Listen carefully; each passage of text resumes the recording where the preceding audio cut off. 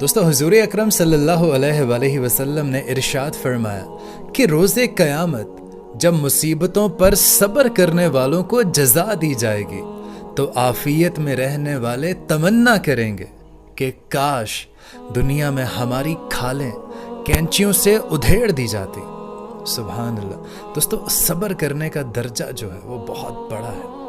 ہم مختلف پریشانیوں میں گھرے ہوئے ہیں لیکن صبر سے کام لیجیے، قیامت میں آخرت میں اس کی جزا بہت بڑی ہے۔ ایک عورت نے ایک عالم سے پوچھا کہ میں اپنے بچوں کے ساتھ ایسا کیا کروں کہ فجر کے وقت نماز کے لیے گہری نیند کے باوجود بھی میں انہیں اٹھا سکوں۔ تو عالم نے کہا کہ مجھے بتاؤ کہ تم اس وقت کیا کرو گی جب بچے گہری نیند میں سو رہے ہوں اور گھر میں آگ لگ جائے۔ تو عورت نے جواب دیا کہ میں انہیں جگاؤں گی۔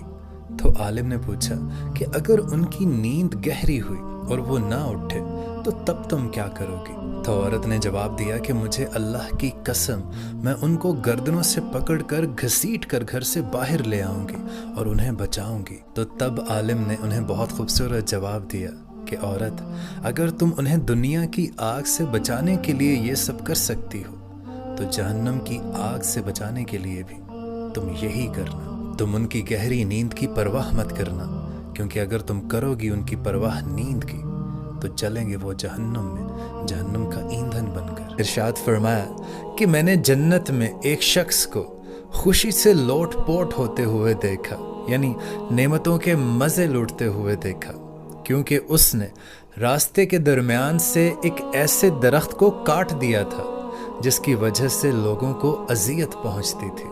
سبحان اللہ، کتنا خوبصورت دین ہے ہمارا۔ ارشاد فرمایا کہ سب سے ادنا درجے کا جنتی وہ ہوگا جس کے لیے 80,000 خدمت گزار ہوں گے اور بہتر بیویاں ہوں گی۔ اس کے واسطے ایک خیمہ لگایا جائے گا جو موتی اور زبرجد اور یاقوت کا بنا ہوگا، اور اس کے خیمے کا طول و عرض یعنی اس کی لمبائی اور چوڑائی اتنی ہوگی جتنا جابیہ اور سنا تک کا فاصلہ ہوتا ہے۔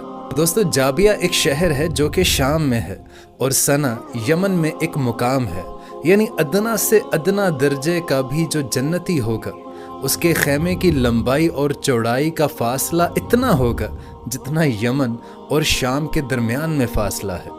سبحان اللہ، کہ اللہ تعالیٰ کے کچھ ایسے بندے بھی ہیں جو نہ نبی ہیں اور نہ ہی شہید ہیں، لیکن قیامت والے دن نبی اور شہید اس کے مرتبے پر رشک کریں گے۔